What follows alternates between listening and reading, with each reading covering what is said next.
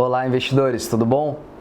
Seguindo novamente para a nossa carta de gestão agora de fevereiro, a gente teve um mês bem atípico, bem volátil, né, devido às consequências do coronavírus que tiveram aí na economia mundial.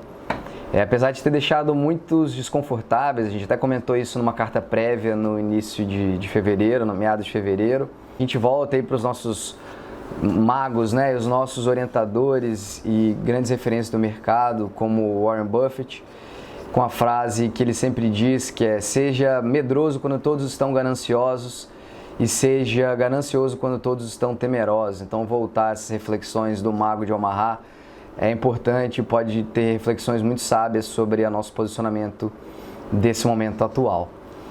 A gente viu, né, aí os reflexos do coronavírus, os impactos que ele teve na economia chinesa, realmente dá um pouco de medo, deixa a gente um pouco receoso.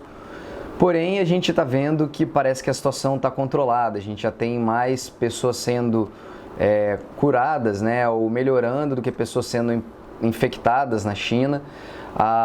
Ao nosso ver, as medidas adotadas, o que o governo fez chinês lá para ajustar a economia, né, e para sanar essa infecção generalizada das pessoas foi muito positiva. A construção daquele hospital que rodou no WhatsApp em 10 dias e outras várias medidas de desinfecção de lugares públicos e bloqueio de aeroportos e portos foram medidas muito rápidas e aparentemente eficazes em controlar, né, uma disseminação de uma pandemia, o que foi uma sinalização muito positiva do modo com que o governo chinês, a burocracia chinesa trabalha, e que eles estão tentando exportar isso para outras economias, a princípio regionalmente, depois, quem sabe, mundialmente, essa política deles de fazer governo e de adotar na economia.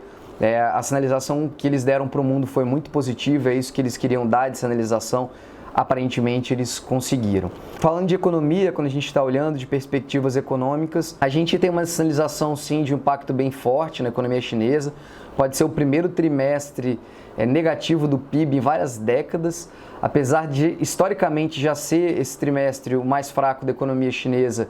É um impacto bem relevante, o que deve levar aí ao crescimento chinês saindo de 6% para 5,5% nas últimas estimativas que a gente viu, que tratando de PIB chinês é bem forte, né? Uma queda bem acentuada, tá? Isso impacta diretamente em outros países do mundo, porque as cadeias produtivas globais hoje estão muito próximas e são interligadas. Por exemplo, empresas como a Apple sinalizaram, né, impactos na sua produção, né, de muitas coisas que estão lá na China. Os Estados Unidos, por sua vez, os primeiros dados econômicos esse ano vieram muito positivos, mostrando a continuidade de um crescimento muito próximo dos 2% que a gente teve, né, nos últimos trimestres e no último ano. Apesar disso, né, o Fed ainda nessa linha sinalizou uma continuidade da política econômica americana. O Fed é o Banco Central americano, que ia manter as taxas de juros em 1,75, e 2 semanas após esse comunicado ele resolveu reduzir em 0,5% essa taxa de juros, que foi a maior redução de uma tacada só desde lá da crise de 2008, que até deu uma assustada no mercado, mas fez com que vários outros bancos centrais do mundo seguissem essa mesma trajetória em todos os outros continentes, na América, na Oceania, na Ásia, e a gente vai ter esses reflexos por aqui também. Nossas taxas de juros futuros já sinalizam uma queda de juros muito próxima dessa que o Banco Central americano sinalizou. A gente teve até uma alta do dólar por causa disso. Se a gente olhar para o governo americano, eles não tem muito espaço mais para um estímulo fiscal, que eles já estão com um déficit perto de 1,1 trilhões de dólares. Então a gente não deve ter muita sinalização de estímulo fiscal, né, de redução de impostos, aumento de gasto por lá, mas a gente teve esse estímulo monetário que foi a redução de juros. Se a gente for olhar para outros países, o cenário é um pouco diferente.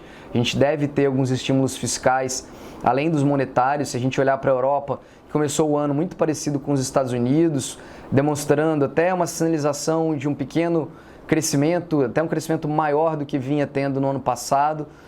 Apesar disso, ela vai ser impactada também por essa desaceleração da China.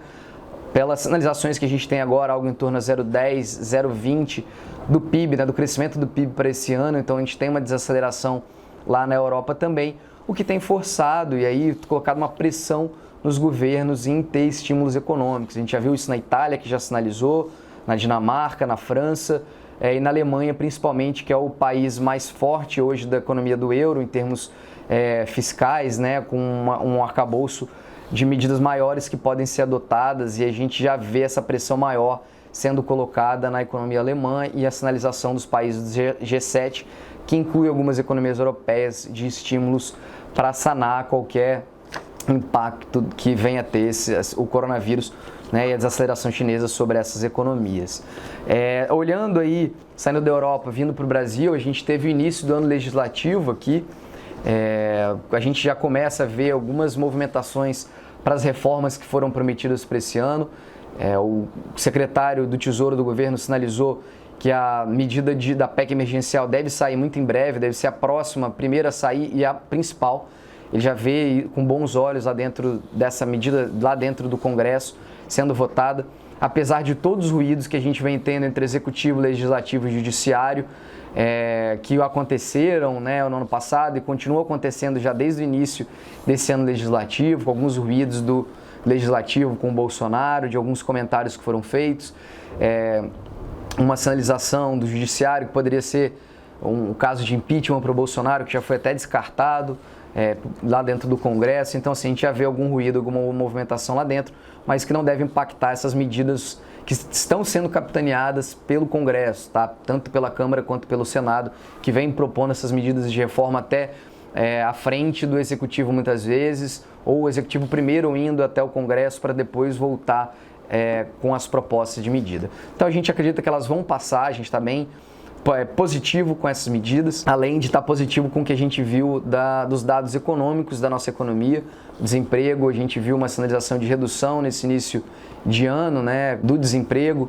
a gente vê dados aí de consumo sendo o caminho, né, e carro-chefe que vem sendo tratado na nossa economia. Nosso PIB fechou em 2019 com 1,1 de crescimento, muito próximo das bandas inferiores ao crescimento, né? Um crescimento aquém do que a gente gostaria, mas ainda assim é um crescimento.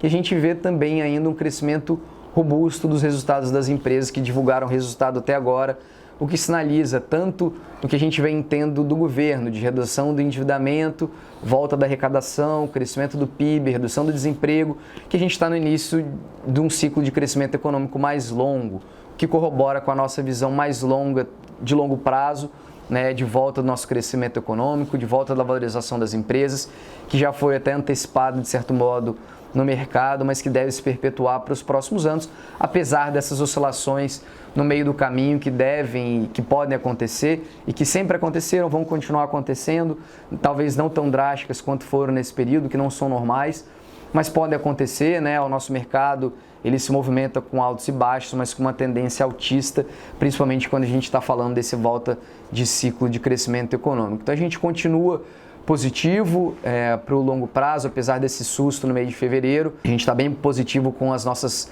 empresas que a gente tem em carteira, todas que vieram até agora vieram com posicionamentos bem positivos de resultado, e as que eventualmente a gente achar que não estão de acordo com o que a gente está esperando para elas e para o mercado, a gente vai fazer algumas trocas pontuais que devem acontecer, que já estão acontecendo no decorrer desse mês, aproveitando essas maiores oscilações da Bolsa.